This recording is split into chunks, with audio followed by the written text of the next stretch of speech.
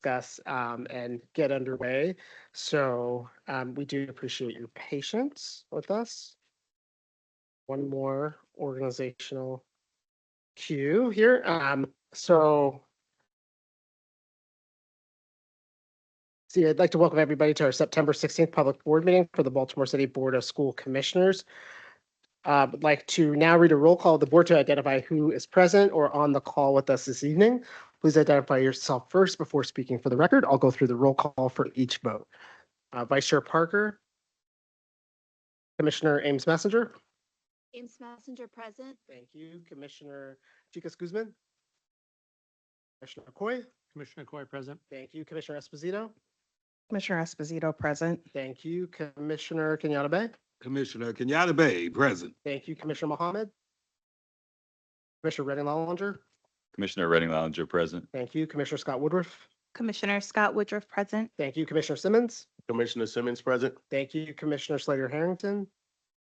And I am also present. Is there a motion to reopen tonight's meeting? So moved, Esposito. Take Esposito and Ames Messenger for a second. All in favor? Commissioner Ames Messenger. Yes. Commissioner Chicas Guzman. I'm sorry, she's absent this evening. Commissioner Coy. Yes. Thank you. Commissioner Esposito. Yes. Thank you. Commissioner Kenyatta Bay. Yes. Thank you. Commissioner Mohammed. I don't know if he's here yet. Commissioner Redding Lollinger. Yes. Commissioner Scott Woodruff. Yes. Thank you. Commissioner Simmons. Yes. Thank you. And I'm in favor of this motion passes. And I'd like to invite everybody in our audience to join us for JROTC from Edmondson Westside High School.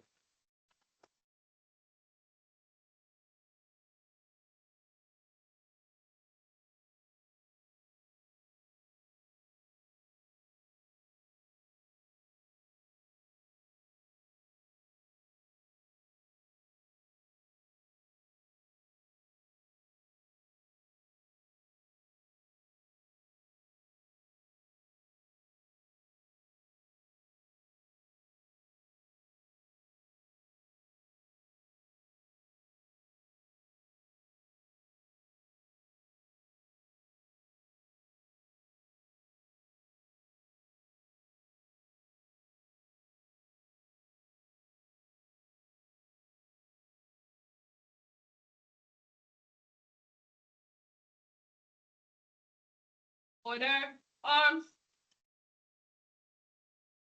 Colors reverse, march.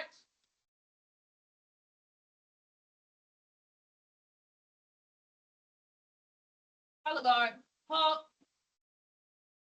Preset, arms.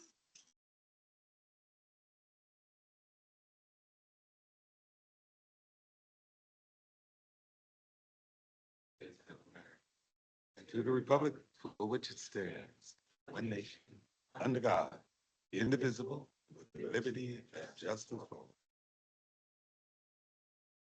Order, arms. Post the colors.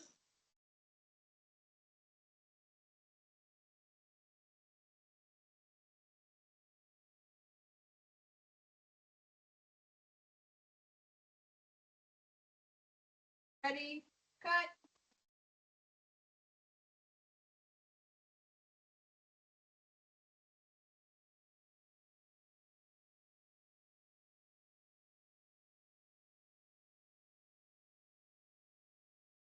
Is there a motion to approve the prior open session meeting? So moved, Kenyatta Bay. Thank you, Commissioner Kenyatta Bay. Is there a second? Second, Esposito. Thank you. All in favor? Commissioner Ames Messenger. Yes. Commissioner Coy. Yes. Commissioner Esposito. Yes. Commissioner Kenyatta Bay. Yes. Commissioner Redding Lollinger. Yes. Thank you, Commissioner Scott Woodruff. Yes. Thank you, Commissioner Simmons. Yes. And I'm in favor. This motion passes. Is there a motion to approve the closed session summaries? So moved, Ames Messenger. Thank you. Is there a second? Second, Esposito. I'll take Commissioner Redding Lollinger on the second. All in favor? Commissioner Ames Messenger.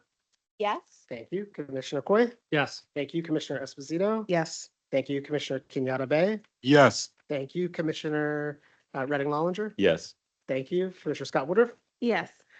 And I am in favor. I'm sorry, Commissioner Simmons. Yes. Mr. Chair, thank you. And I'm in favor. This motion passes. Once again, ladies and gentlemen, I'd like to welcome you to our September 16th board meeting. This is a busy week for us here, not on the board, but also in city schools. I actually usually start off with a whole host of things, but I'd like to defer to one of my colleagues in honor of the Community School Coordinator Appreciation Week. I just want to highlight that we have two board members who were former community school coordinators. That was both Commissioner Simmons and Commissioner Ames Messenger. So we feel so honored when, especially the work that we uphold here in city schools is also represented here on the board. So I'm ceding this first part, or ceding maybe this first part, over to Commissioner Simmons. Thank you. I appreciate that. Well, this week is Community Schools Coordinator Appreciation Week. And as someone who has served as a community school coordinator, I know firsthand that this role is the heart of what makes community schools thrive. Coordinators work side by side with principals, school staff, families, and partners and students to bring real, lasting support into our schools. Everything from health services and family engagement to student supports and volunteer networks. On behalf of the Baltimore City School Board of Commissioners, I want to extend my deepest thanks to our coordinators. You are often the first safe space for our students and a vital bridge between our schools and the communities that we serve. Because of your work, our young people see brighter possibilities for a lasting future. Thank you.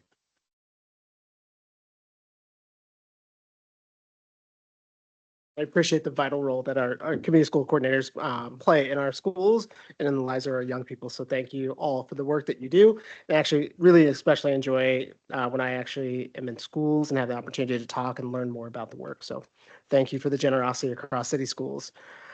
Next, I'd like to bring everybody up to speed on the next phase of our work here in city schools around the CEO search. This week, we formally kicked that off yesterday with the mayor's town hall in this phase one. During this phase, the board will engage with district staff, our students, our parents and families, and community members, as well as partners to develop the candidate profile that outlines the necessary characteristics and skill set that we're requiring for the next CEO. So as we've shared pretty openly and honestly with the public, is that we're committed to a transparent search, and we really need the feedback from the public as well as our city schools employees to help us think about who will next serve Baltimore City Schools. So far, the board has selected a national search firm, Alma Advisory Group, which will conduct these forums happening this week and plan other initial transition preparations. We also are working with Kramer Communications to assist with community engagement and related to the search. So now we want to hear from you. So today until September 25th, the board will host 6 community forums as part of the CEO search process. So yesterday began with the mayor's town hall. Tonight, we're missing a couple of our board members. They're over at Digital Harbor High School. Both Commissioner Chicas Guzman, who's our student commissioner who attends Digital Harbor, along with Vice Chair Parker and Delegate Stephanie Smith are kicking off our first in-person engagement. And this week, this board of commissioners that you see here will be across the city to talk to parents, families, and students. Our dates are as follows.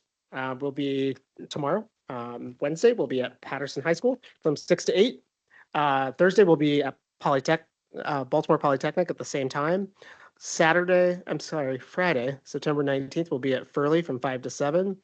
On Saturday, September 20th, we'll be at Calvin and Rodwell from 10 to 12. And then we'll be doing a virtual session on Thursday, September 25th from 6 to 8 p.m. And that link will be available on City Schools website. We'll also be opening up our community survey this week, and we've divided that in 2 parts. So one will be a general community survey, and secondarily in this process, we'll be focusing on the role of student voice. We'll have a survey that's tailored for our young people to add their voice in terms of how the board should really shape that candidate profile and what we should think about. So we do value the input of our students in helping shape that. So thank you. We'll have flyers here this evening for anybody who's interested to distribute.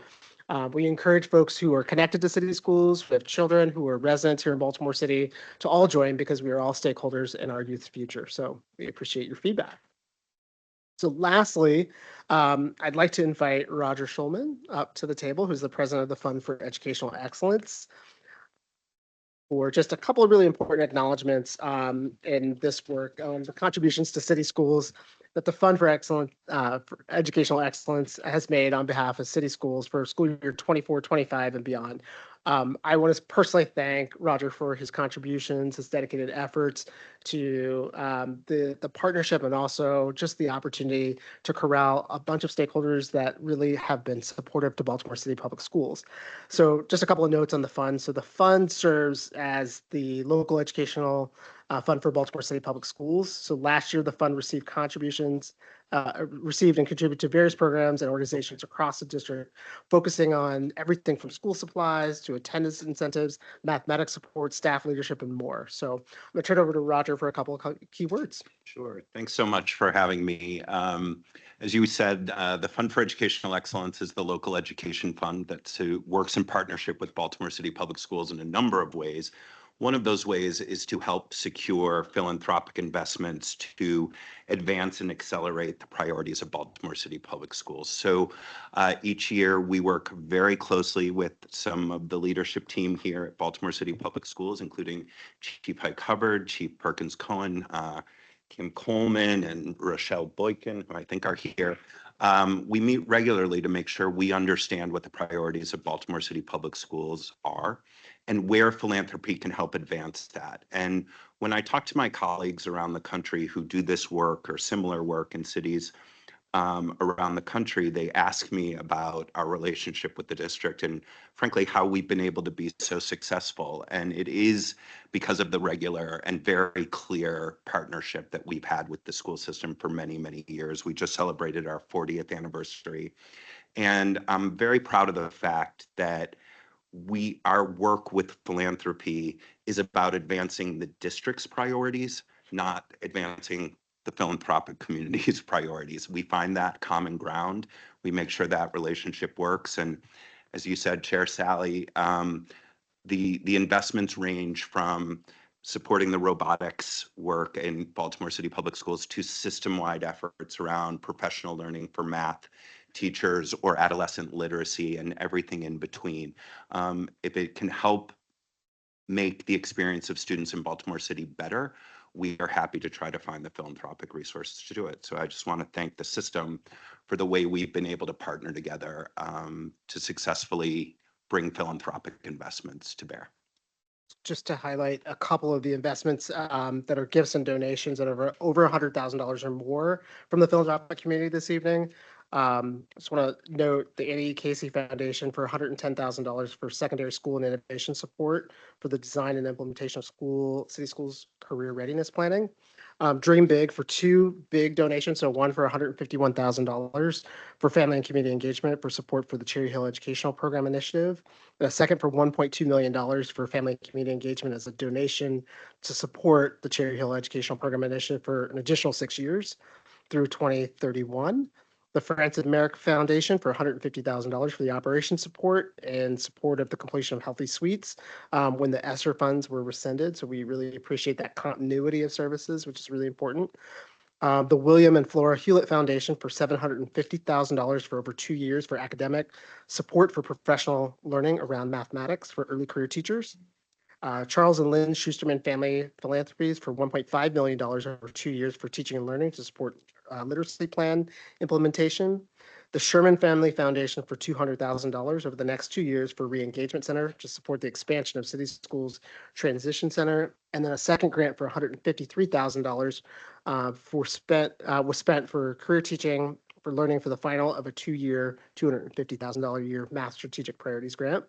The State of Maryland bond bill is $184,000 for the completion of the bond bill in support of secure vestibule and office renovation at the Dr. Bernard Harris School. The State of Maryland, Maryland Energy Administration for $433,000 for secondary success and innovation for a 2-year grant to support city schools' participation in the Maryland Offshore Wind Education and Workforce Training Grant Program, which is very proximal work right now.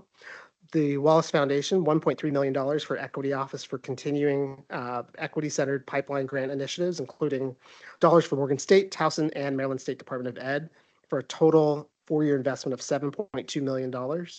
The Harry and Jeanette Weinberg Foundation is $200,000 over 2 years for the Re-Engagement Center to support, did we hit that one? To support City Schools' new Transition Center program. That's a separate one. And then the Bill and Melinda Gates Foundation, we'd like to acknowledge for two grants, so $775,000 for math community learning initiatives. And that grant will go through 2026. And then $2 million was spent on the ninth grade On Track to Graduation Grant Initiative, overall grant that will end in 2026. I also want to acknowledge specifically from the fund, the Heart of the Schools Award. We know that those programs and that recognition for our educators, our leaders is really important. Not only is it culminating in just a big celebration every year in recognition, but it recognizes the hard work that our leaders do dedicate to city schools. So we're thankful for the $135,000 that we've received across 24 schools to support our school leaders. So we thank you for that. So on behalf of the district and my board colleagues, I'd like to extend a sincere thank you both to the fund and our entire philanthropic community for the support that ongoes not only this school year that has preceded all of us here on this board, but that will continue into the future. So ask that our audience and our board join in a round of applause.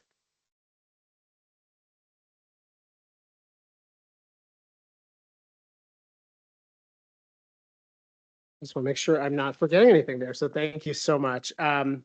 I think that takes me to the end of board chair comments, but I also want to take an opportunity, which I didn't do at the top of today's meeting, to acknowledge Chief Perkins Cohen, who's sitting in for Dr. Santelises this evening. The reason why I didn't do that is because, you know, you're part of our family and you're here all the time. So it doesn't feel like we're skipping a beat at all. So thank you for joining us this evening. Appreciate it. Yes, and Dr. Santelises is at her own child's back to school night, which of course is very important. So that's why she couldn't be here. Thank you. Moving through the agenda, we're going to transition on to the approval of employment, payroll, and appeals and hearings. If there are any items that board members would like to pull this evening, please let us know. 3.01, I'm so sorry, 3.01, the personnel, employment, and payroll PEP. 3.02, appeals and hearings case number 24-336A. 3.03, case number 24-348A. 3.04, case number 24-354A. 3.05, case number 24-357A. 3.06, case number 24-109G. I just have a logistical question about that one. So we'll need to pull and defer. We can defer that. We can't have any conversation because it Yep, is of course. employment. So we can pull. Actually, I need to phone a friend, Dewana. How do we defer that?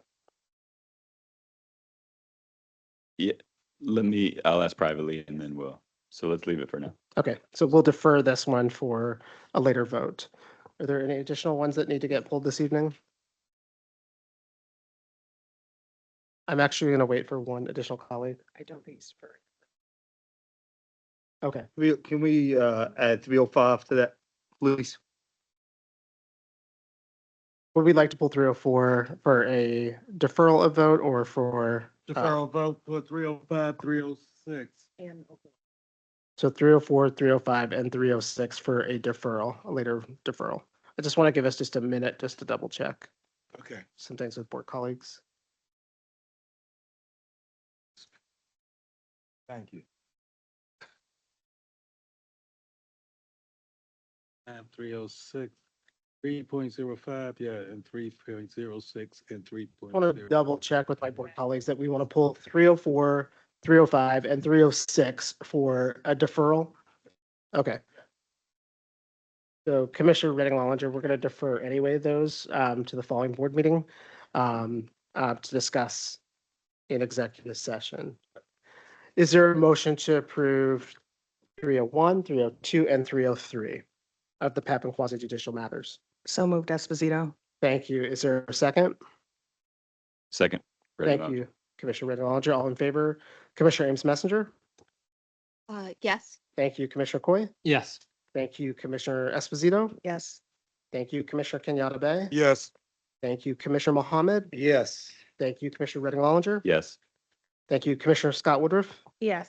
Thank you, Commissioner Simmons. Yes. Thank you, and I'm in favor. This motion passes. I am now going to turn it over to Chief Perkin Collins for, I'm going to say Chief of Staff comments this evening. That's so nice. Thank you. I appreciate it. So first, before I start, I did want to also just add my thanks to Roger Schulman and the fund and for all their partnership. Chief Hike Hubbard and I have led the effort to build back an anemic or perhaps non-existent fundraising or partnership office before. So we've worked closely with the fund and really appreciate the partnership and the strategic way that we've really been able to align around our key priorities. And I think, I'm not sure the latest tally, but I believe the tallies in the tenure is over $85 million, not just with the fund, with other, but the fund is a large, large part of that. So that's a lot of resources we've been able to put in schools. And so very, very grateful for that partnership. And then I'm going to turn it over to Chief Emily Nielsen to read tonight's PEP.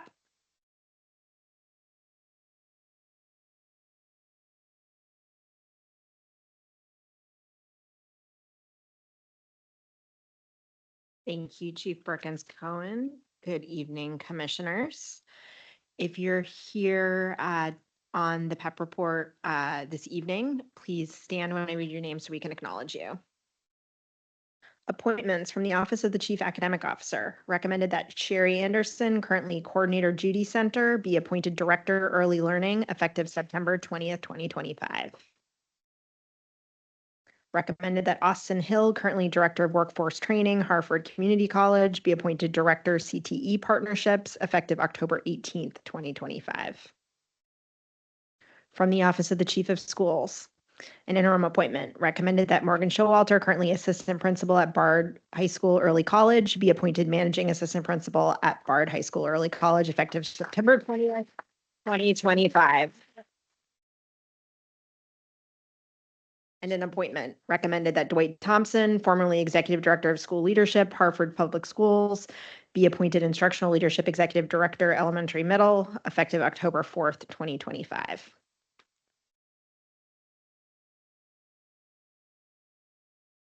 Congratulations to everyone on tonight's PEP agenda. Great. Thank you, Emily.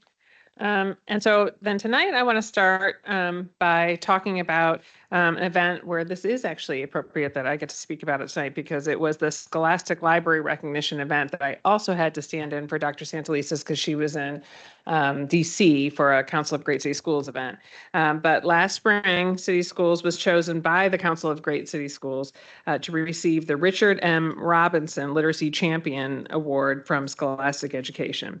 This award includes a library makeover at one of our schools, along with more than 6,000 high-quality books, a summer book packet of 10 books for every student in the school, and a one-year site license to Scholastic Literacy Pro, providing 24/7 access to more than 2,500 ebooks.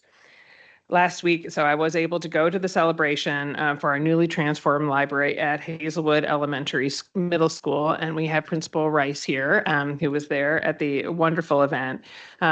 It's a beautiful, beautiful space. And so tonight, I'm so pleased to welcome Ty Chapman, our National Vice President for Scholastic Education. If you could stand up, Ty, sorry. I combined your first and last name. Sorry, Ty. And our Scholastic Account Executive, Mary Kay Carla, who's also here. Ty flew in for this event, so she was there last week and flew in for this event, and so we're so grateful for them. So if you want to come up, could you come up and speak a little bit and maybe bring Ty and Mary Kay, and then bring Principal Rice with you?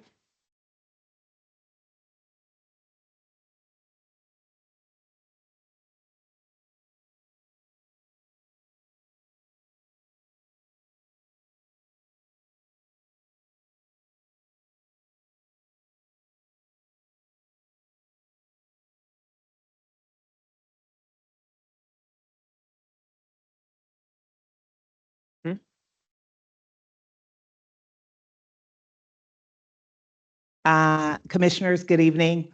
I just want to say that, of course, I would fly in for such an event because it is with so much pride and so much commitment that we share this. There you go. I founded this award 4 years ago when our late founder, Richard and Robinson, passed away. We've done business with the Council of Great City Schools for many years. Scholastic does books, but prior to Dick's passing, he said, find a way to enlarge our presence with the Council of Great City Schools. And this was the ideal opportunity. It brings me so much joy. This morning, I passed by the school prior to coming in, and there were scholars all over. Principal Rice, I was in and out. She didn't even know I was there. But I was telling Mary Kay the welcoming portion and how well we've been received in your district is beyond reproach. So I thank you so much. It's easy to be good to people who are just good people. So I just thank you for the opportunity. Principal Rice, I will turn it over to you. I just want to say, our students now have a place to relax and just enjoy a good book. I remember when I was little, we go to the library and you just fall on the floor and read for days and days. So they now have that. And I thank Scholastic for honoring Hazelwood. From the entire Hazelwood community, thank you. That's great. And can I also, so having been there, it really is just a lovely space. It really reflects the students. In fact, literally, it has pictures of students all around it. And the students were so thrilled with it. And there's cozy reading spaces for them. And I got a chance to read to a bunch of your pre-K students, Mother Bruce, which I enjoyed reading to them. And it really was special. And I think also we got to hear from the students at Hazelwood who've been Principal Rice has really lifted them up and giving them arts opportunities. And if anybody has not seen the Lion King video performance, it is well worth seeing. But have a tissue with you because it's really moving. So it is. I know I needed that out a little bit at a time over several weeks to give myself a little bit of joy in between other things. It's magical, and so to be able to have that school have that replenished library with all those stories to communities committed to narrative and to bringing stories to life. It was really amazing. So I know that Ty and I were tearing up when they were singing. So really appreciated being part of it. So thank you. And thanks for doing that, both of you, so much. So great. Thank you.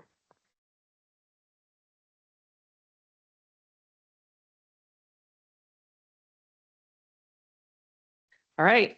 And then another good news thing to announce, which is that we also want to congratulate City Schools Teacher of the Year, Jevons Liu from Academy for College and Career Exploration, who has been chosen as a finalist for Maryland Teacher of the Year. Mr. Liu is part of a great tradition here at City Schools. In the past 12 years, 10 City Schools Teachers of the Years, including Jevons, have been named finalists for a Maryland Teacher of the Year. And of those 10 Teachers of the Year, 6 of our Teachers of the Year have gone on to become the Maryland Teacher of the Year, more than any other district in the state. So we're so grateful for Jevons, and we're very, very confident in him and looking forward to this year's winner will be announced Friday, September 26th at the Teacher of the Year Gala. So congratulations and best of luck to Mr. Liu. That concludes my remarks. Thank you so much, Chief Perkins-Cohen. I'll now review the consent agenda. Board colleagues, please let me know if you'd like an item removed and please state your question for staff. I am pulling item 8.01, the capital improvement program for presentation, as well as I'm pulling item number 8.02, the FY26 comprehensive maintenance plan. 8.03 FY25 Q4 budget amendment. Please pull. Thank you. Can you please state your questions for staff? Pull for presentation. Questions will follow. Okay. We can do. 8.04 FY25 general fund supplemental appropriations. Please pull. Would you like that as a presentation as well? Yes, thank you.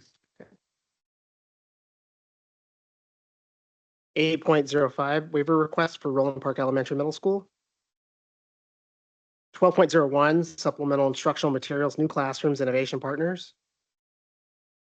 12.02 the Associated Catholic Charities, the Villa Maria School public and non-public partnership. And that will do it for us on consent this evening. We'll now move to public comment, shared from our public. First, we'd like to have our recognized groups come up this evening. We'll have Mr. Nathan Farrell from BTU.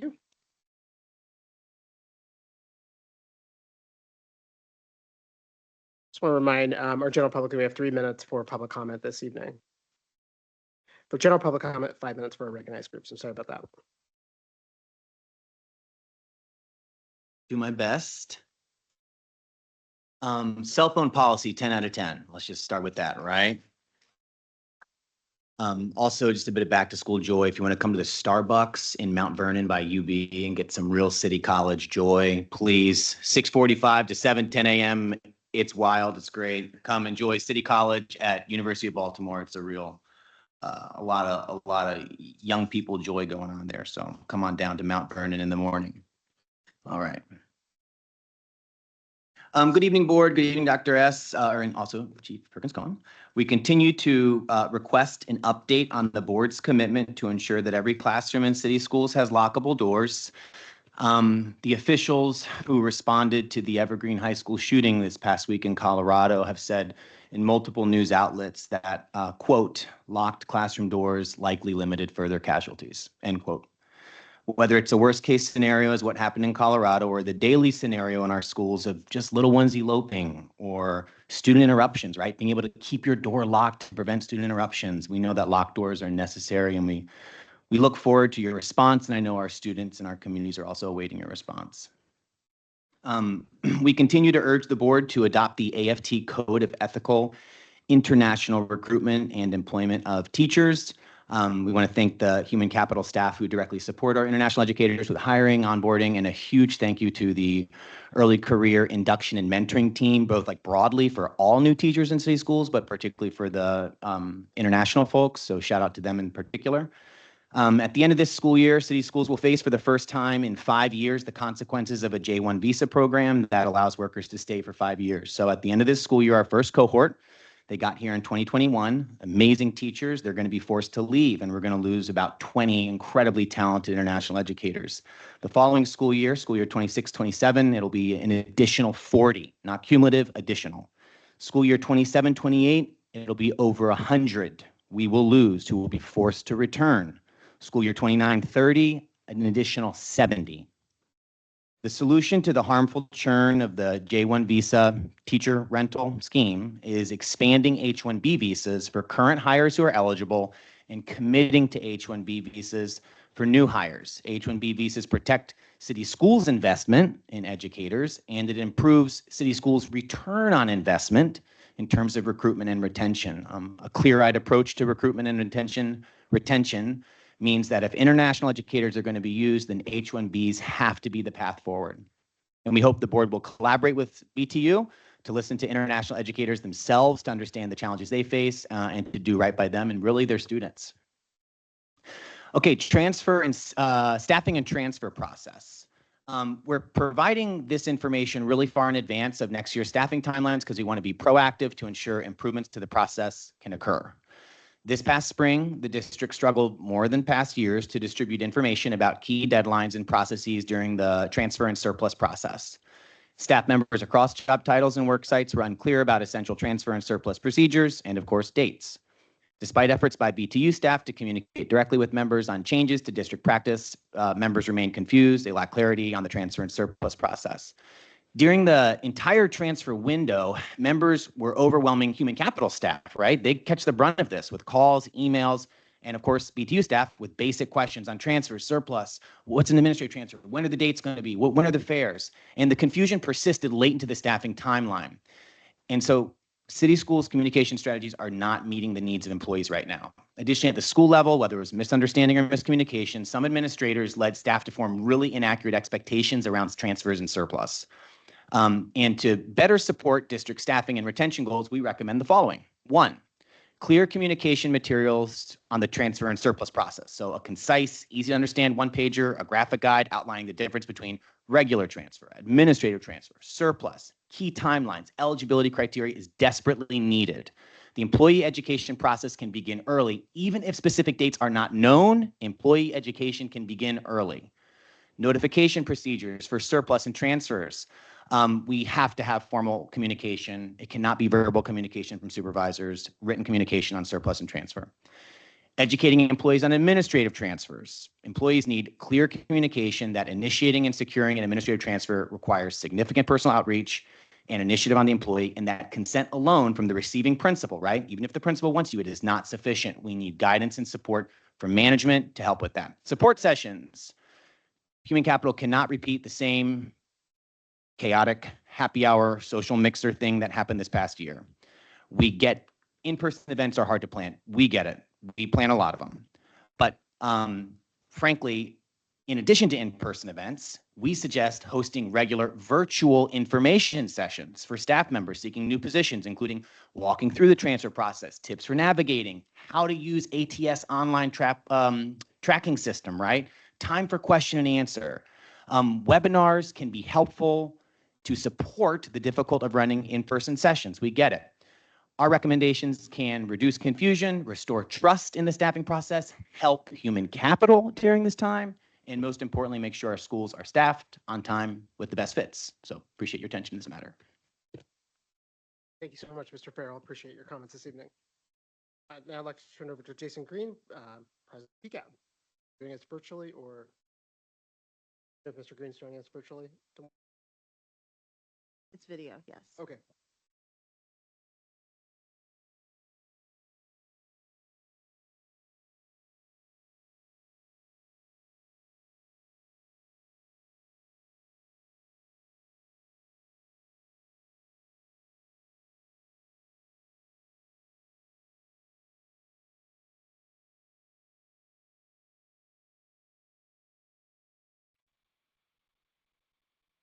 Good evening, Chair Sally, Vice Chair Parker, and esteemed Board of Commissioners, Dr. Santelises, and members of the community.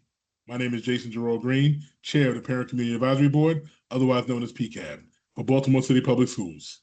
On behalf of the members, thank you for the opportunity to provide you with an update as we begin the 2025-26 school year. PCAB was established by Maryland law to ensure that parents and community have a direct voice in shaping the future of Baltimore City Public Schools. Our purpose is to advise the CEO and this board on how families, educators, and community partners can collaborate to help our students succeed. This year, I am honored again to serve alongside an extraordinary group of leaders who represent the voices of parents, educators, and community advocates from across Baltimore City. I would like to begin by introducing our executive officers. First up, myself. I'm the chair again. This is my fourth year as a board member, re-elected second term as chair and appointed by the CEO of Baltimore City Public Schools. My school and community affiliations, New Song Academy, Sandtown, Winchester, West Baltimore. Our vice chair, Ms. Shartae Anderson, re-elected for a second year, her second year as a board member and appointed by the ACLU, her school and community affiliations, Eagle Park, Middle East, East Baltimore. Our secretary, Mr. Marvin Price Jr., his second year as a board member, re-elected for his second year and appointed by Disability Rights Maryland. His school and community affiliations, Kip Ujima Village Academy, West Baltimore. Ms. Charlene Faison, she's our treasurer, newly elected this year, first year board member, appointed by the CEO of Baltimore City Public Schools, school affiliations, Baltimore Poly, and Mount Royal Elementary Middle. Now our board members, Ms. Lisa Brown, first year as a board member, and appointed by the Parent Teacher Association. School and community affiliations, Arlington Elementary Middle, Northwest Baltimore. Next up, we have Ms. Monica Oganika. This is her first year appointed by the Parent Teacher Association, first year as a board member, and her school and community affiliations, Waverly Elementary Middle, Northeast Baltimore. Next up, Mr. Malik Parker, second year board member, second year appointed by the ACLU, and school and community affiliations, Eagle Park, Middle East, East Baltimore. Ms. Chris Patterson, second year board member, second year appointed by the CEO of Baltimore City Public Schools, school and community affiliations, Baltimore Teachers Union, West Baltimore. Ms. Trinae Phillips Davis, this is her second year as a board member, second year appointed by the CEO of Baltimore City Public Schools, school and community affiliations, New Song Academy, and Coppin Academy as well, West Baltimore. Dr. Dante Ryan, second year as a board member, second year appointed by the CEO of Baltimore City Public Schools, his school and community affiliations, the Ryan Institute, Eagle Street Academy, Polly and his community in Northeast Baltimore. Dr. Charlene Stewart, a second year as a board member, appointed by the CEO of Baltimore City Public Schools, Furman Templeton Prep, Mount Royal Elementary Middle, and Baltimore City College. Ms. Devin Sutherland, second year appointed by Disability Rights Maryland, Coppin Academy High School, West Baltimore. Ms. Tia Webb, fourth year appointed by the PTA, School and Community Affiliations, Green Street Academy, Kipajima Village Academy, West Baltimore. And rounding out our 14th member, Mr. Corey Witherspoon, School of Community Affiliations, Pimlico Elementary Middle, Northeast Baltimore, second year as our board member. Together, this team embodies the diversity, passion, and commitment of Baltimore families and community. Our focus for this year, we have 5 priorities that we are looking towards for this school year. Establishing a clear roadmap, a structured plan to guide PCAB's work and align with district goals, developing a compelling vision, a vision that reflects the needs of families, students, and the broader community, with student success at the center. Strengthening committees, building mission-driven committees with clear goals, accountability, and opportunities for meaningful engagement, and delivering actionable feedback, providing timely analysis of policies and initiatives to ensure equity and continuous improvement, and supporting the search for the CEO of Baltimore City Public Schools. Some early wins. We kicked off the year with our onboarding retreat on September 6th, which set the tone for collaboration and clarity. We're expanding outreach through our website and social media and recruitment campaign. Go to bit.ly/PCAB, get involved. We are committed to making our public meetings spaces of transparency, equity, and accountability. In closing, PCAB stands ready to serve as a bridge between families, community, and this board. Are you ready to serve? If so, send your resume and short bio, no more than 200 words, to pcab@bcps.k12.md.us, and we will bring you on. You can get to learn what we do as PCAB, become a part of our committees, and then one day maybe you want to be on the PCAB board itself, as we have openings. Looking forward to having you join us, and looking forward to a great school year. Thank you all. Thank you so much, Mr. Green. We appreciate your comments this evening. I'd now like to welcome President Carl Perry of Pizzazza. Glad you're here with us.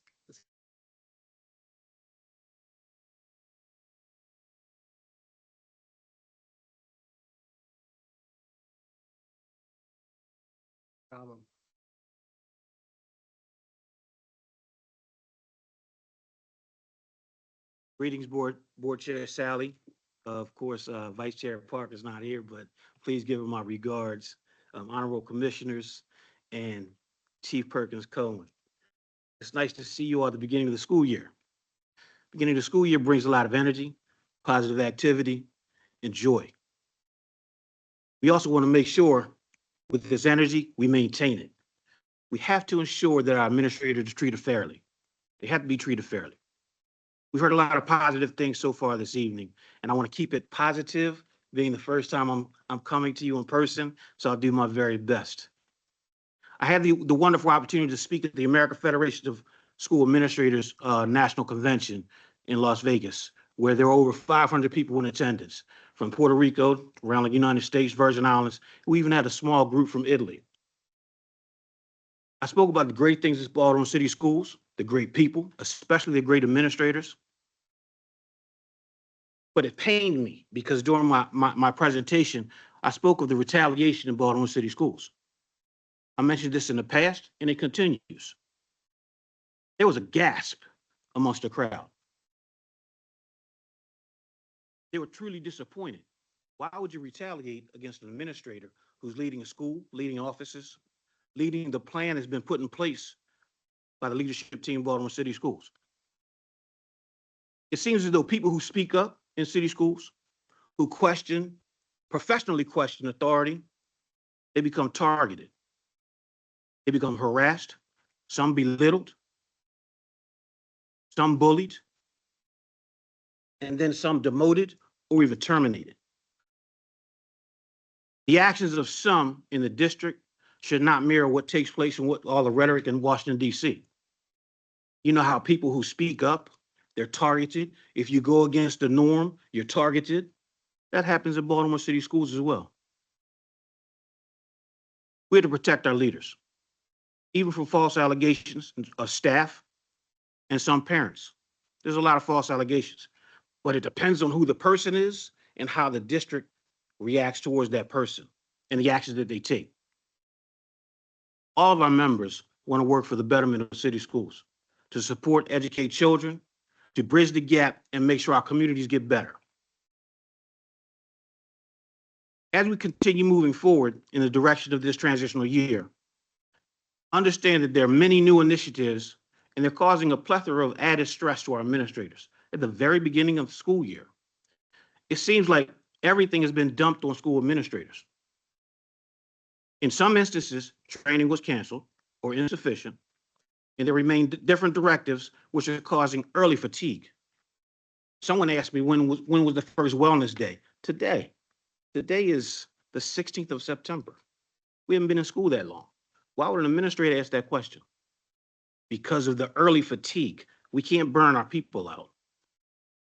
So I ask you, take a minute, reevaluate, make sure we're doing right by adults who are taking care of the children.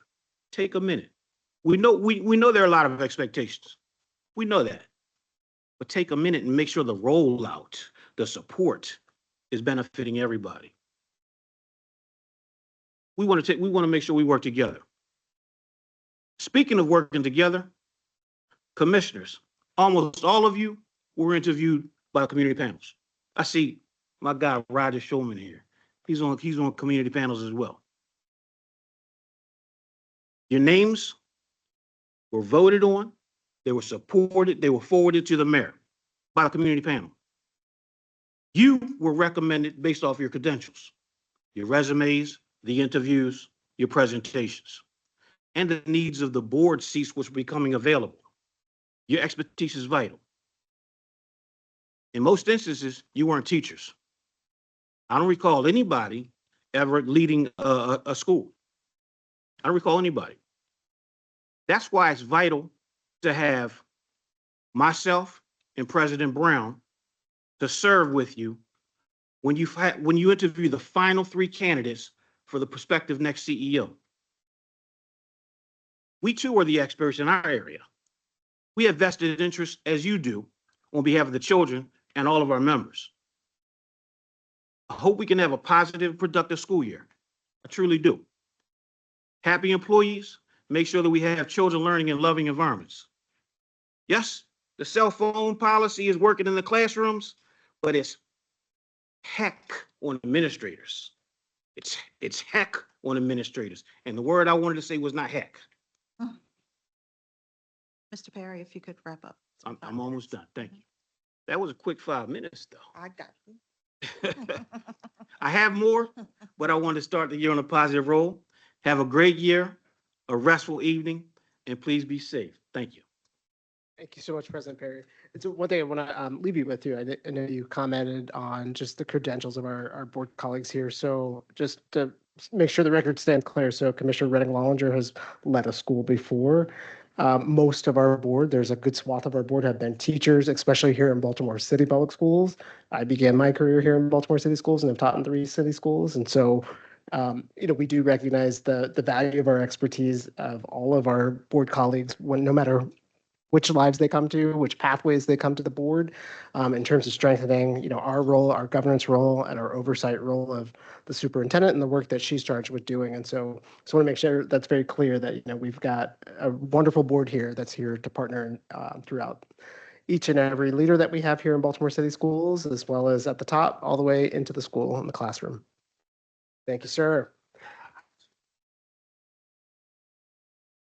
The years come real quick and real fast. But now we'll turn over to the board office for public comment. There is no public comment tonight. All right, no public comment, no written comment either? No written comment. Okay, all right.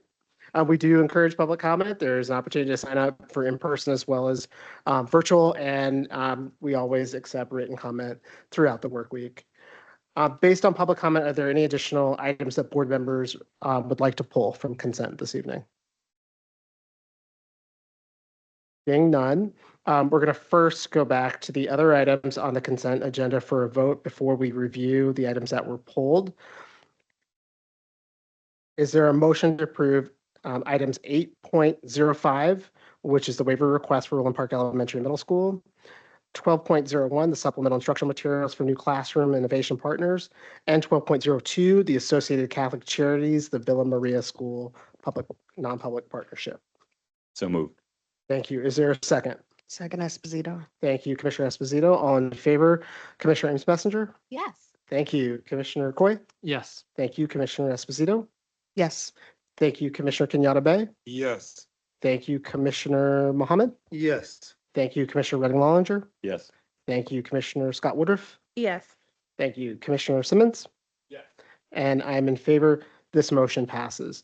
To go back to the top of items that were pulled, for items 8.01 and 8.02, before, as we invite staff up to do their presentations this evening, I believe it's Marianne who's doing 8.01. No, it's Chris. I'm so sorry. Chief Chris Doherty is going to come up and do 8.01. Do you want to turn it over to Commissioner Coy for a few words? He's remote.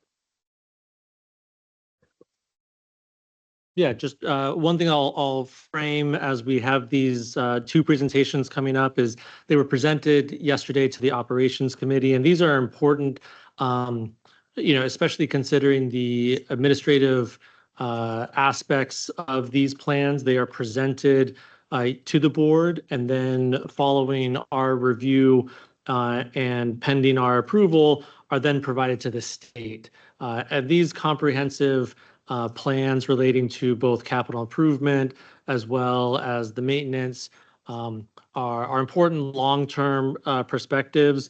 And as a board, as we vote, our vote is both to affirm that we have reviewed and we are in agreement with these, and that we as they have been presented, believe and see them in full compliance with the state requirements, and that they advance the district's needs and objectives for how we administer and manage the resources that we do receive. And as you'll see in the presentations, those resources historically have been and are under what our needs are, and we continue to advocate for increases in maintenance and funding to allow for both preventative and long-term plans.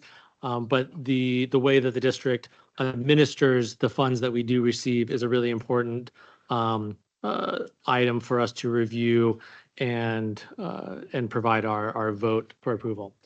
So with that, I'm happy to have Chief Doherty provide. So one quick correction on that. So for 8.01, it's going to be Chief Washington and team. It's my mistake.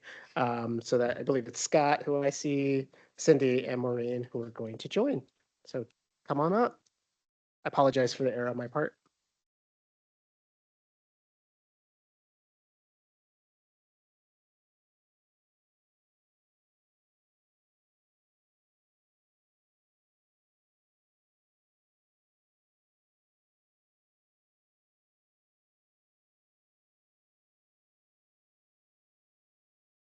Good evening. So I'm just going to kick it off with introductions. I'm Lynette Washington, Chief Operating Officer. Good evening, Scott Washington, Executive Director of School Facilities. Cindy Smith, Executive Director of Capital Projects. Good evening. My name is Maureen Gershberg. I'm the Director of Facilities Planning and Strategy. One change that we're also trying to be very mindful of is just the length of presentations. So we're trying to time and limit each presentation this evening to 15 because we've got 5 to get through. And we want to make sure there's plenty of time for questions from board members. And so we're going to briefly walk you through just because there was an extensive presentation that was given at OPS. Maureen is going to start to provide a little bit of context around the CIP, and then Scott is going to wrap it up with the comprehensive maintenance plan. Presentation, right? Okay, all right. Great. Thank you for having us tonight. We'll be presenting the FY27 Capital Improvement Program and giving an overview of the major capital projects. This aligns with Board Priority 3. So we wanted to add this slide in just because sometimes it's not clear between all the requirements that the Interagency Committee on School Construction has for all the different jurisdictions in Maryland. But there's 3 documents that we do submit every single year.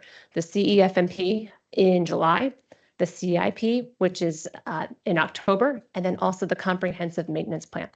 And one of the things to keep in mind is that these are companion documents that align to support short and long-term educational facility plans. These are the contents that we'll be covering tonight. And one of the differences that you'll see in this presentation compared to past presentations is a greater emphasis on the local planning that we're receiving from the city. We do, as was previously mentioned, do have a shortfall of $407 million annually based upon what we should be receiving for a portfolio of our size. And this means that we often have to make difficult decisions on what gets funded and then what we might have to postpone. Capital decisions are determined by both physical systems as well as district priorities.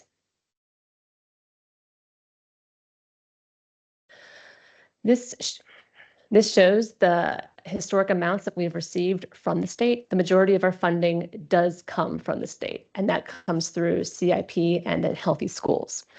You'll also see the gray on here shows the local amounts that we receive from Baltimore City, and that is slated to increase, which is really exciting. But you'll also notice that the orange drops off for FY27, and that's something that we're going to cover. But just in general, the amounts that we have been receiving, we do anticipate those decreasing, even with the increased amount coming from the city. So that decrease I mentioned is specifically tied to the Healthy Schools Facilities Fund. We've received $45 million in the past several years from the state, and that has allowed us to move forward systemic projects that weren't able to be covered by the CIP. That fund is expiring this fiscal year. That was $90 million, and we were guaranteed 50% of it. The replacement fund that the state has approved is called the Nancy Kopp Facility Fund, and instead of 90, that's only funded at 70 million. And we will no longer be guaranteed a specific percentage of that pot of money. So this is where that chart I showed previously, that question mark, we're not sure how much we're going to be getting, and it is highly unlikely that we will be getting that 45 million that we saw previously. So we focus mostly on reoccurring sources of funds, but we do want to recognize the one-time funding sources that have been crucial in getting so many new and renovated buildings online, specifically the 21st Century Buildings projects, and then as Built to Learn as well. So we do have 4 active projects with Built to Learn, and then the 2 remaining 21st Century Buildings projects. We're going to actually throw up a map here that we showed with our CEFMP back in July. The demographic changes in Baltimore City have been significant the past several decades, and a lot of seats that we needed historically that has shifted along with the enrollment growth and decrease. And some of those changes relate to some of the CIP requests that we're going to be putting forward today. So overcrowding has persisted in the Southeast, despite us adding many seats in new buildings in this part of the city.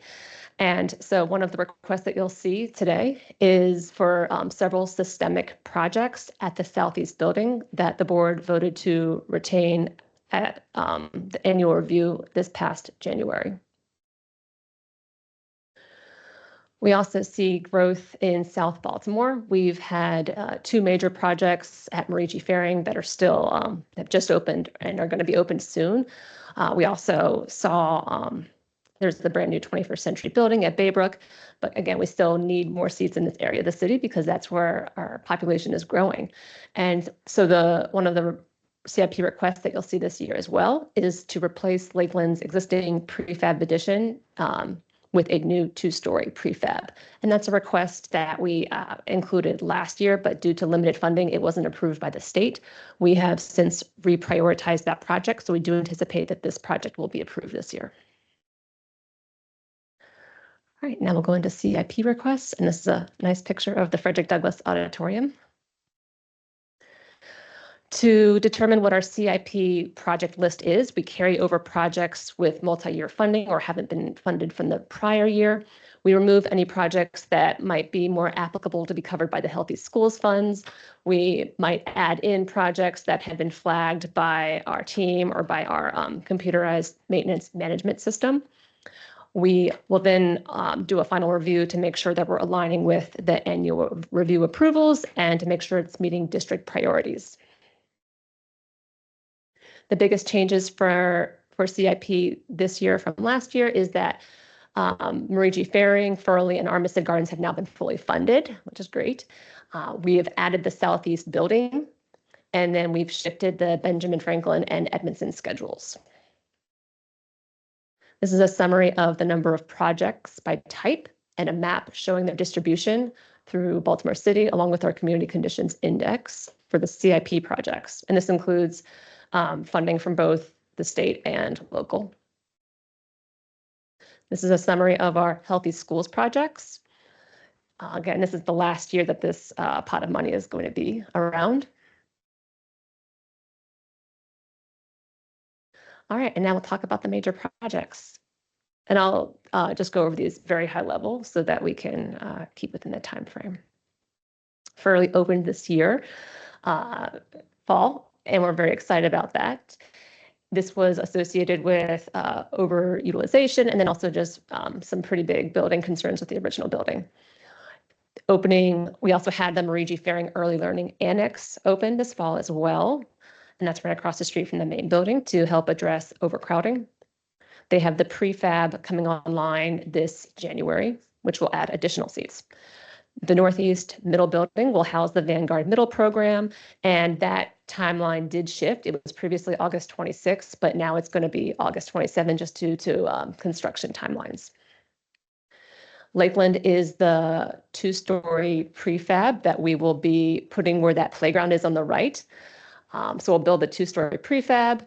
We'll then take down that one-story modular from the 60s and we'll put a new playground there. And that's one of the requests this year. Frederick Douglass will open summer 26, and that's going to be a co-location with Joseph Briscoe. Commodore John Rogers is slated to open January 27. They're currently swinging in the Southeast building. So once they move out, there's going to be the opportunity to open a new program to house the kids that are overcrowded in Rura, Halliburton, and Graceland. Armistead Gardens is slated to open 2027, and that's to address overcrowding. The Baltimore City College program just swung to UB, as we are very happy to report. And that will take 3 years of being under construction. City Springs is in design right now, and that new facility will open August 28.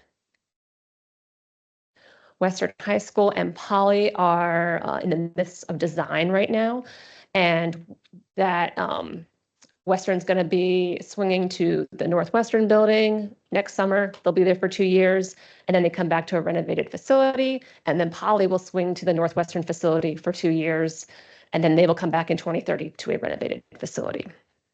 The Southeast building is that new CIP request that I mentioned, and so that is going to be systemic projects. Ben Franklin and Edmondson were part of the CIP request last year. They were not funded.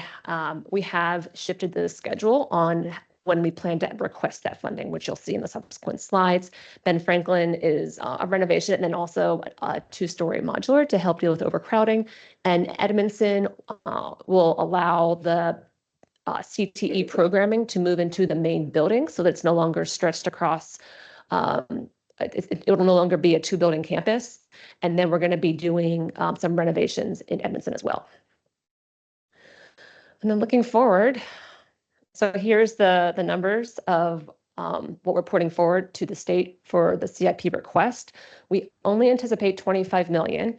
You'll see FY27 column adds up to much more than that. But every year the need is there. And so we do put in for what is needed, even though we know realistically we'll only get about 25 million. The blue indicates projects that have received prior funding. And the city, as I previously mentioned, they've been increasing the amount that they've been allocating towards us. So historically, they were only 19 million. And so starting last year, they upped the amount to 27.5 again for this year. And then by 2030, they'll be increasing it to 40 million each year. So while we are ecstatic about this increase and we very much appreciate it, keep in mind the overall increase is about 20 million, and we're going to be potentially losing 45 million from Healthy Schools. We don't know what that number is going to be yet.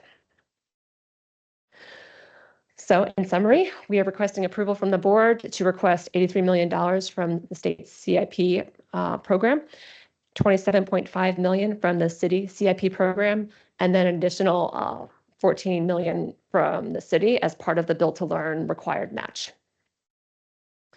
And if you want to know more information, you should definitely check out our dashboards where we have a lot of demographic and building information available. Team.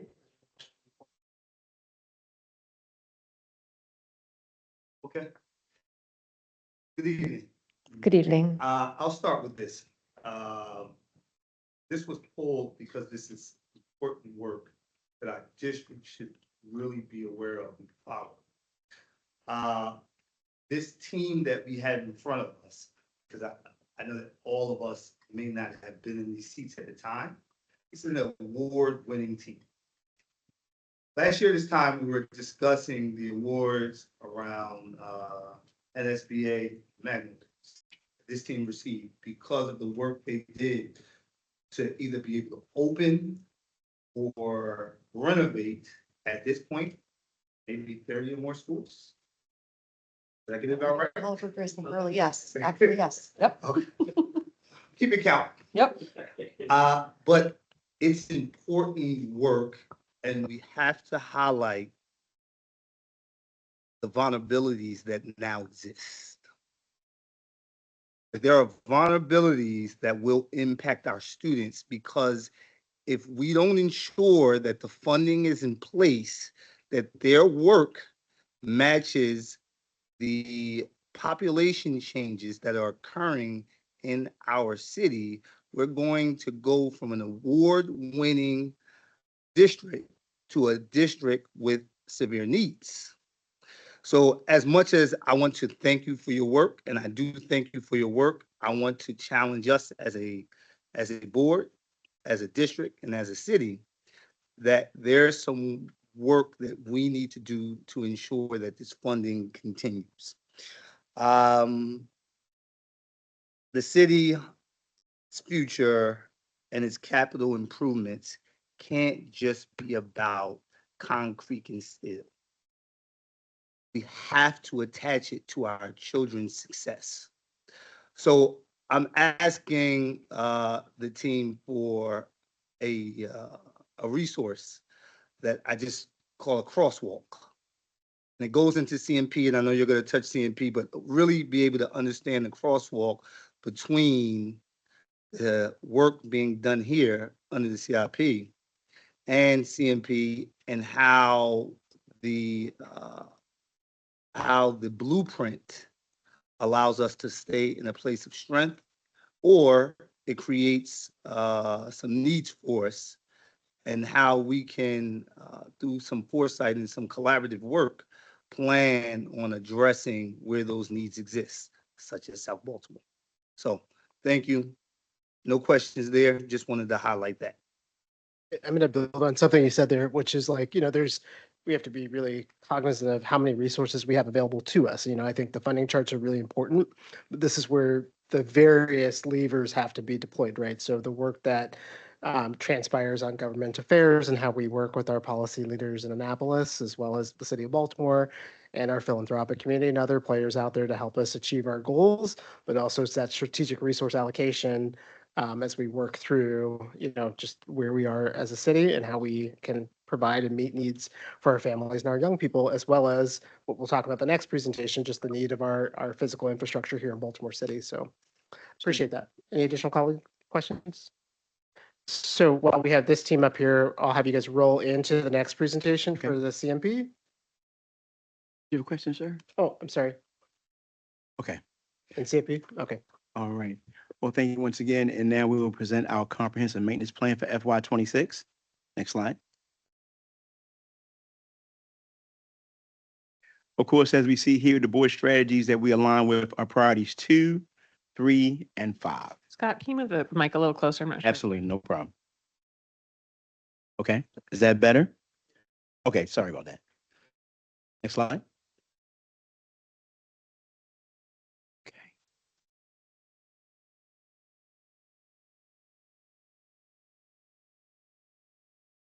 Is it not taken?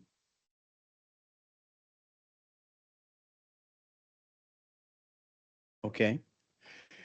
All right, so the structure of our presentation tonight goes from our purpose all the way down to the investment, which is not just in our staff, but also in our students as well. Next slide. The purpose of our CMP is to show our strategic overview of our plan, our maintenance plan. Also, as we know, it's an IEC requirement for submission, as well as highlights the continuous improvements and new initiatives we have as a system. Next slide. Here are our 8 guiding principles and strategic focus areas. As has already been mentioned, with the limited resources and things that we deal with, we have to be very strategic in how we actually do the work itself. These areas here going from improving our investments down to leveraging our technology, down to the next slide, in terms of our service quality and service efficiency as well. Next slide. Okay, in terms of how we invest, we look at actually 3 areas, and that's actually our people, our performance, and our product. In terms of our people, we're looking at investing in our staff in terms of training and productivity to be able to make them more effective and efficient in their work. Also, in terms of, I say performance, is our preventive maintenance program to make sure we can protect our capital investment. And project prioritization goes back to making sure we have data-driven decisions as we prioritize our work. Next slide. Starting once again, what we do control, even though there's many things, as you already mentioned, that we may not control. One of the things we do control is our staff. And so in that situation right now, we want to make sure that we invest in our staff. One of the things that we're doing right now consistently is making sure that we're reviewing our staff development, also in terms of our contracts as well, to make sure that we invest more in our staff for cost containment purposes, as well as improving the sufficiency and quality control as well. The more we invest in our people, the better products we get. Next slide. Asset tagging goes toward our inventory. And that's where basically, as we are able to assess our buildings, we're able to streamline our work order process, as well as manage our life cycle costs of all our various pieces of equipment. Next slide. And Building Next also goes to another way to protect our capital investments, because again, here is where, as we have systems in place to help us be able to mitigate situations before they become emergencies, and also helps us be able to capture those capital dollars as well to make sure that we don't have some catastrophic failures as best we can. Next slide. Okay, in terms of what we have here in tracking and measuring our success, of course, we have Association of Physical Plant Administration Standards, which are APPF standards that we also review. But we really want to highlight the maintenance effective assessments. And the reason I want to highlight that is because our city scores above the state average in our assessments. We've been very successful here. Also, we rank 9 out of 24 statewide. And to give more context of why that really is important, we have the 4th oldest infrastructure. And we also have the 4th largest square footage we maintain. So we recognize those factors we deal with, the fact that we rank so high with some of the budgetary challenges we have, I think needs to really be celebrated. Next slide. Okay, once again, right here, we have our organizational structure with Dr. Washington as our COO. Of course, my colleagues, Ms. Romo with operations and Ms. Smith with capital projects. And again, I'm Mr. Washington with school facilities in the middle. Next slide. Under my team specifically, we have Mr. Roberts, who's our Director of Building Maintenance, Mr. Collins, who's our Director of Mechanical Services, and Mr. Dale, who's our Director of Logistics and Environmental Compliance. These are the people that work with me with all of our teams every day to ensure that we have safe, comfortable, and healthy buildings that allow our staff to be able to teach our students and our students to be able to learn. Next slide. Okay, here's the breakdown of our structure. One thing I want to note there is 145 buildings that we maintain. That 145 buildings actually includes 137 school facilities. That's not programs, that's actually school buildings. As you know, some of our schools have multiple programs inside the buildings, but that's 137 actual school facilities and 8 non-academic buildings. At the same time, as you can see, about 50% of our services are contracted and the other 40% are what our staff does themselves. Next slide. Now, we have seen a little bit of an uptick in our contracting services this year, but that is mainly based off of costs. It's not based off of the work itself, because, of course, inflationary issues and things like that. We've had a little bit of an uptick there, but as you can also see, it is still down 10% from what it was 2 years ago. So once again, that shows the consistent move we have of trying to maximize our team, maximize our staff to be able to be more efficient and effective in how we do our work. Next slide. Okay, this here actually shows the board's commitment and investment in operations, particularly in FMO, over the last 10 years. As you can see, in 2014, the investment was in the low 20s to around where we are in 2023, it's up there close to 40. If you take a look at the next slide, you see that in the last 2 years, that investment has gotten up close to 50. That shows the board's commitment and the system's commitment to investing in our infrastructure and investing in our facilities, has already been mentioned. Next slide. Okay, it's already been mentioned, so I'm not going to labor too much here, but we've already seen that we only have a combined $140 million in our annual budget. That is basically $50 million in maintenance and $90 million in capital. That's 140. If you take the next slide, which Ms. Gershberg already showed, 540 plus million dollars is what we are recommended. That is a gap of over $400 million. So that once again shows the battles we have and the challenges we have.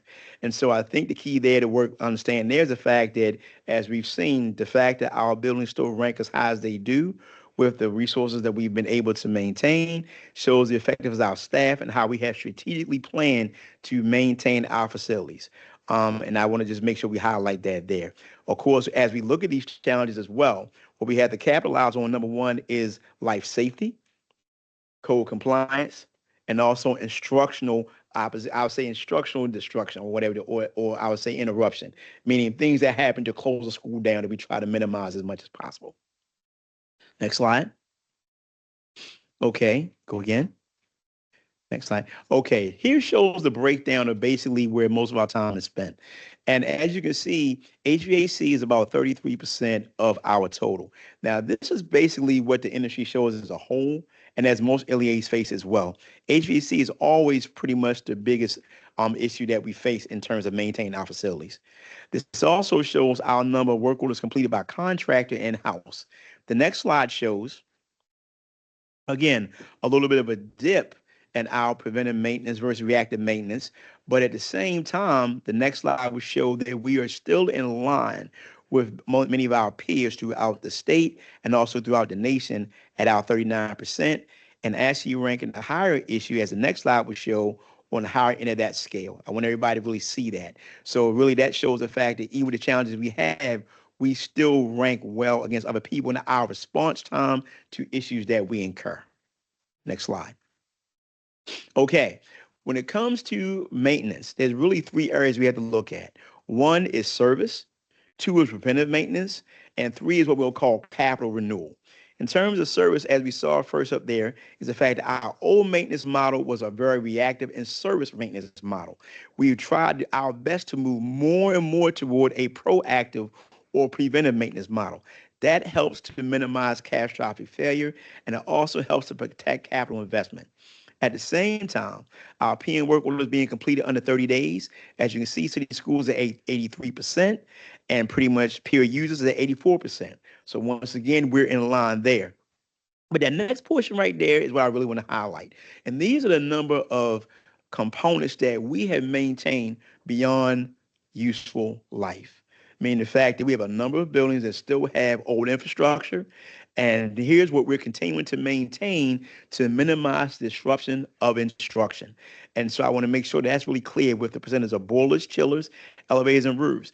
And I know in the past, those numbers were higher. So we've actually worked to bring those numbers down, but here's still where we remain as well. So I like to highlight and celebrate that because once again, having that infrastructure that's aged as well as it is, having the resources that we have as well, here's an area where still we're able to maintain our buildings so we can still have successful instruction on a consistent basis. And the last item right there is what we call capital renewal. And this goes back to what Ms. Gershberg said, where the CMP, CMFMP inform your CIP. They work in concert together. They're not an isolation or a vacuum. So as we work to see what our maintenance needs are, we work to see what our needs are in terms of enrollment, projections, and things like that. That's what helps to roll over to our CIP to see what projects need to go forward on a systemic basis, renewal-wise, renovation-wise, or new schools as well. Next slide. Lastly, this is where not only do we invest in our staff, we invest in our students. As you know, like I said, as a school system, it's college and career readiness. And as we've seen from some of our presentations, you know, some of our students need to understand that if college is not their path, there are wonderful careers they can have in trades. There are options, there are alternatives. And so what we have done is partner with the CTE programs and with other academic programs that we have apprenticeships and we have internships that help to have students understand that there are other roads to success, as well as the fact that industry-wide right now, over the last, I would say at least 20 to 30 years, there's been a decline in basically the labor force. So as we're starting to see that labor force die out in blue collar jobs like that, as we're seeing most of that working force, let's say, age out, there's a lot of opportunities for young individuals, young students to pick up trades and make themselves very successful in the trades. So we want to prevent that. We want to present them with that option. And so that's what our internship program does. Next slide there. Once again, here shows our investment in the various areas where we've been able to actually have students actually intern with us in the various areas. As you see, not just grounds or logistics, you know, building automation as well. So we have the technology in, and we have our building maintenance in as well. Plumbing, trades, electrical, trades, things like that, things that will never go away and allow opportunities for our young people to still thrive. Next slide. Once again, just a kind of a reiteration, once again, of the people and I guess basically the percentage we have in those different areas. But the next slide shows a kind of the bigger story, and that's our actual numbers. So this is from 2025. As you saw, we have this last cohort: 37 interns and apprentices, 12 CTE students, 1 that's continuing on, but 11 permanent hires. These are students that were in the school system that now work for the district, that have gone on in the trades and now find their home working with us. So once again, this is a program we're very proud of.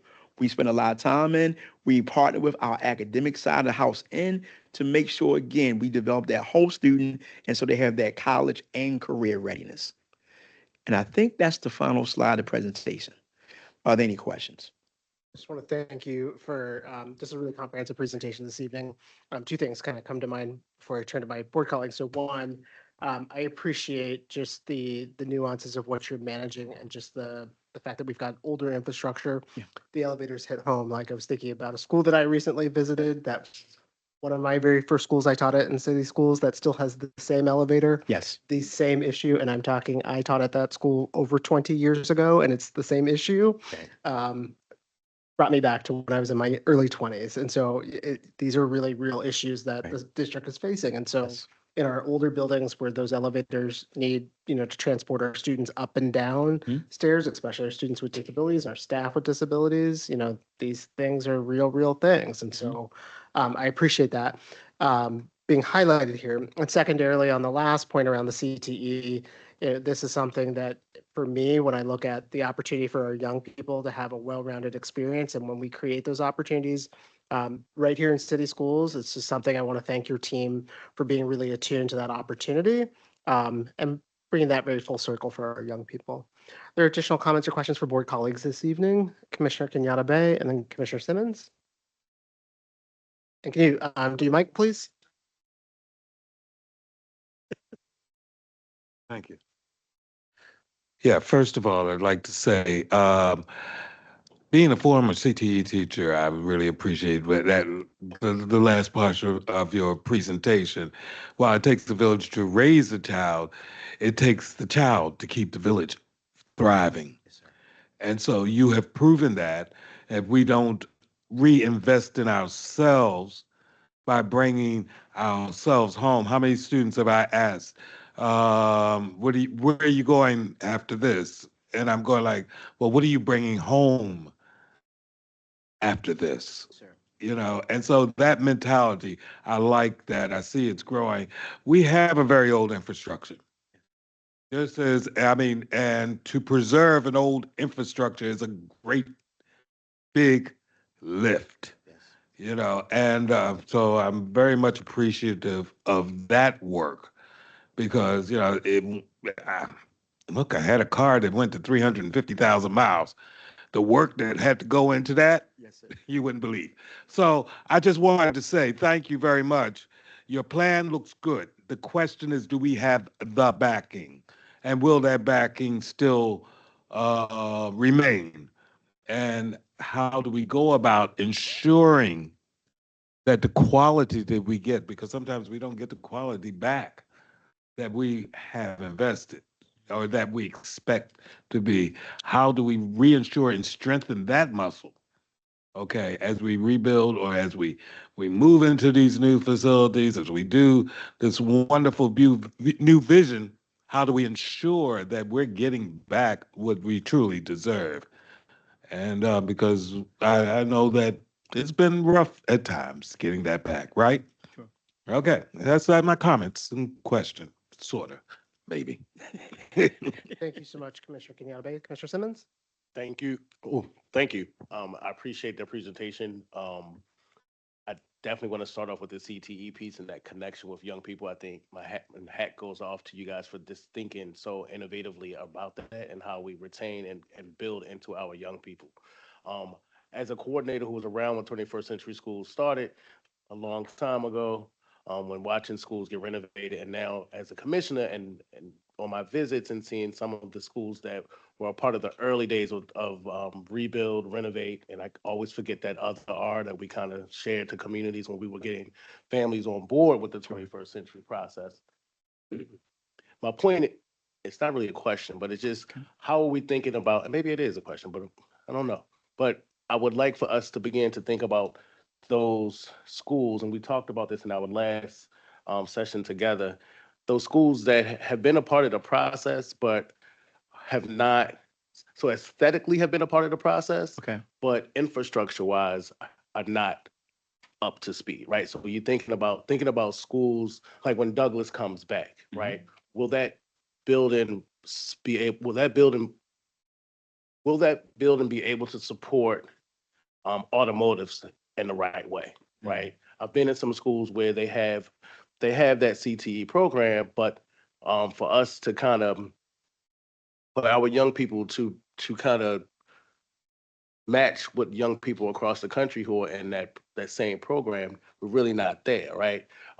Just thinking about lifts and just all the infrastructure. Are we thinking about how we not put a lot of our time in aesthetics, but really thinking about infrastructure so that, you know, young people can really get the meat of the program? About to answer. I think I have an answer for you. So we do work very closely with the academics team, CTE, any of the early learning for any of the elementary school programs, all of those, as we're outlining the ed specs for any of those new and renovations. The CTE program so far has been very strategic about where they put certain programs because there is a lot of money that goes into investment in those kinds of spaces. An automotive space, for example, is a very expensive space. So being strategic about what schools have that also then becomes strategic as to, you know, not spreading it out too thin to be able to support the programs also. So for example, Frederick Douglass will not have automotive. However, that is one of the programs that we're actually doing in that CTE renovation for Edmondson and moving from the Skill Center. And when we're doing that, really upgrading that to a full, you know, automotive program like it needs to be, that is not what they currently have. So we're you know, working very closely with our partners in the other departments to make sure that what we're rebuilding is what our students need now and in the future going forward. Yes. Painting, all that. Yeah. Yep. Collision. Yep. Chair, can I have one? Go Commissioner Esposito and then Commissioner Reagan Longer. Hello. So I have questions. I was really fascinated by the CTE program, and switching hats as someone who manages a building, I find that it's very hard to find local folks that know how to do that. So I'm wondering if you all plan to expand more into workforce development and teach things like portfolio and asset management, property management. There's also like a lot of specialized, I know we have a lot of schools with like auditoriums, but finding folks that know how to service lighting equipment and those more specialized things. Do you all plan to expand to those areas? So I will say that selfishly, operations started doing this work because we were losing people. Our folks were retiring out. And when we talked to some of our folks who were retiring out, a lot of them had come to operations 20 to 30 years ago through the CTE programs. And that was something that was not happening. And so we saw an opportunity to not only expose our students to what was happening in our buildings, but also to have them, be a part of our pipeline. So we haven't looked at it as broader. I think that that's something that we definitely would have to shift the question to our CTE team about the various trades that they have. But I would say from operations, our trades, we're focused on training our students around the trades that exist for the operations team, such as HVAC, plumbing, and some of those trades. Thank you so much, Commissioner Reagan Longer. Thank you. Quick comment and 2 quick questions. I really try not to repeat things that other people have said, but when they're positive, I think they bear repeating. The internship program, the apprenticeship, that's phenomenal work. And so keep it up. Tell us what you need. It's really putting your money where your mouth is, and it's certainly being noticed up here. So keep up the great work on that front. 2 quick questions. One is, you mentioned from a cost containment standpoint, you wanted to reduce reliance rather on contracted services. Is there a goal? I mean, you're at 50% of the budget from last year. Some of that stuff, I'm assuming, is just going to always be contracted out, but some of it seems like you're trying to pare back. Do you have a goal in mind for where you'd like that number to be? So for us, we don't have a target that we're trying to hit. What we are trying to do is increase efficiency and also address cost containment.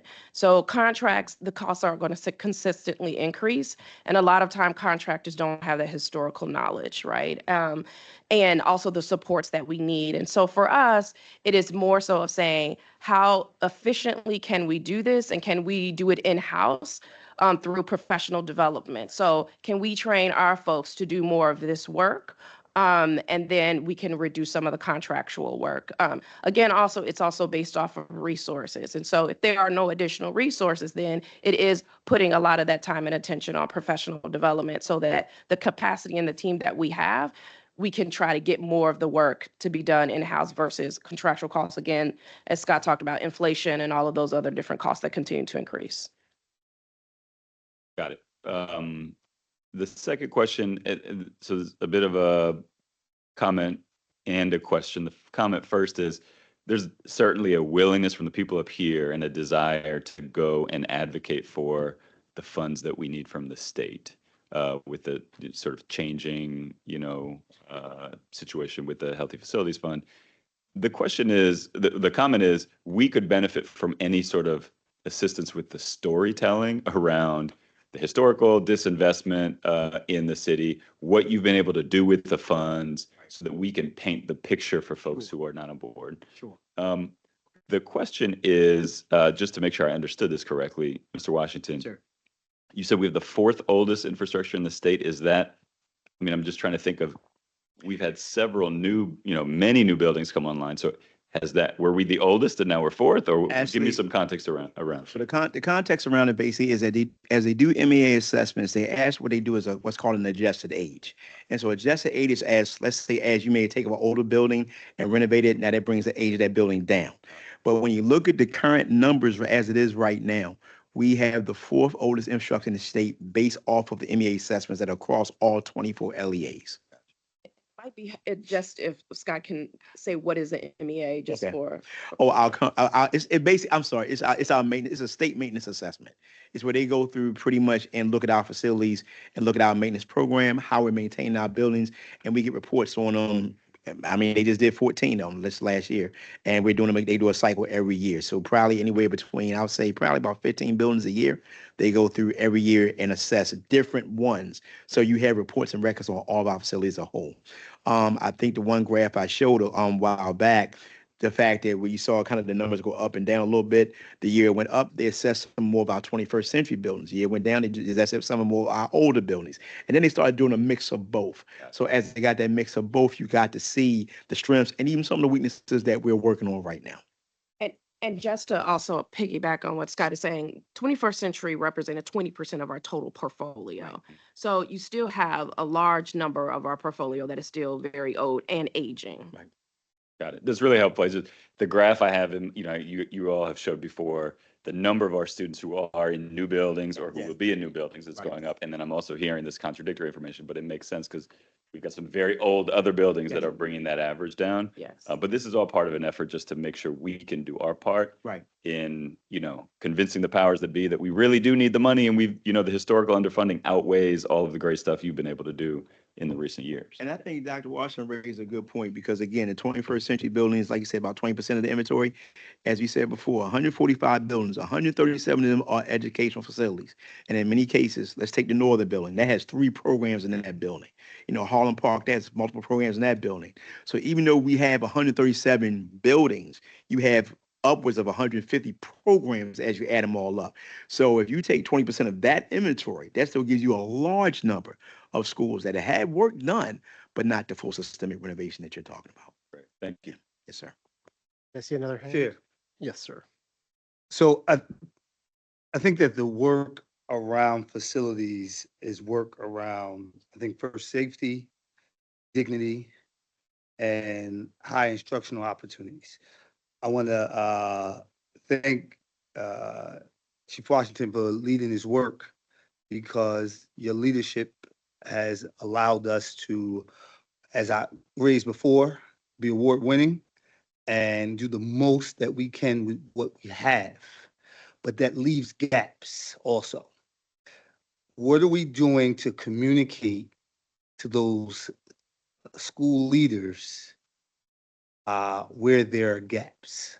We have gaps in schools like Emerson. We have gaps in other schools where they really have need. And as much as we are doing with what we have on the ground from a school leader and a student, when they aren't receiving that, they aren't experiencing the same level of dignity and instructional opportunity that others are receiving.